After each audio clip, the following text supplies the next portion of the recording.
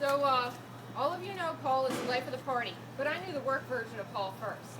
I remember the first few months I knew him. I thought he was a quiet nerd who sucked at softball. Now I know he's a drunken party animal who really sucks at softball. When the guy catches an easy pop-up, everyone acts like Jesus Christ just touched down on the softball. Paul, the team took a vote, and we decided to kick you off the team in favor of Stephen Hawking. But we know that Paul's real strength is his leadership. Kind of like Muammar Gaddafi. But for as much as a mama's boy as Paul is, it may surprise you to know that he wasn't breastfed as a baby, which made it that much more awkward when his mom started breastfeeding him at age 7.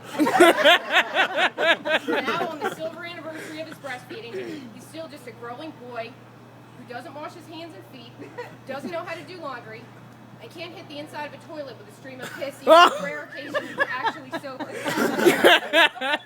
But I'm sure we're all amazed to see how much Paul has changed over the years. You can really see a difference in his priorities. When I first met Paul, he was living with his mom and going through the motions, working at Stoneware and bartending at Ruby's. Now that he's a husband and father, you can see that he's much more dedicated to working at Ruby's to avoid his responsibilities at home. But I can't blame him for not wanting to be a full-time parent to Joe's son. No, I'm just kidding. You know CJ's Paul's son because of his limp-wristed throwing style. Even though we know CJ's not going to be a professional athlete, at least when he gets older, he can still be a successful organ donor. Until then, he can live happily as the shell that protects Paul's future liver. Paul's probably best known for his addictive personality, whether it's alcohol, gambling, or blowjobs from Blind Joe. I can't blame him on the last one. Joe does have a really pretty mouth.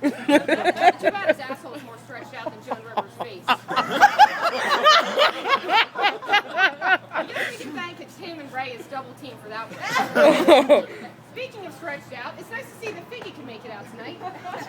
I'll give you some friendly birthday advice. No more horizontal stripes. Christ, you look like a female version of Rosie O'Donnell. I like to think of Paul as more than a punchline to all of our jokes. He's got movie star looks, too. He could play Rick Moranis' father in any movie. Paul, I'm not just saying you haven't aged well. I'm saying you've aged like a crystal meth addict. Shit, Paul. If you keep aging at this rate, in a couple of years you'll look like Al Davis. And I'm not talking about when he was still alive, either. Even though I pick on Paul, I know my life would not be the same without him. Without Paul, I never would have met Mike or any of you. Sometimes I think of what I would do without my fond memories of Paul passed out at 7:30 at night in his living room, covered in chocolate sauce and mustard, 2 pairs of McGrogan balls in his forehead. Seeing his nasty ass in a pair of short shorts that had Big Mike's girlfriend. Yes! Or hearing how he asked Crystal to pee on him during their honeymoon. Wow. Or the time he took his pants off at Irish Weekend and Amanda goes, I thought that was his thumb. So thanks for keeping us entertained, and I hope that CJ's a perfect match so you can get his liver in a few years.